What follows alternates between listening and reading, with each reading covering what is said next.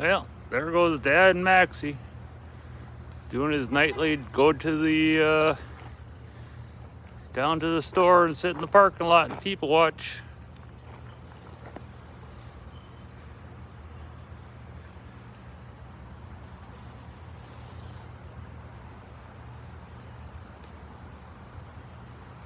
He drives slow.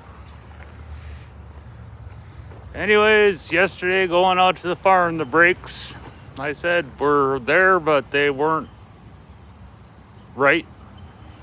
So I went and rebled the brakes, left rear got air out of, and then adjusted all the shoes up, and now I have real brakes again.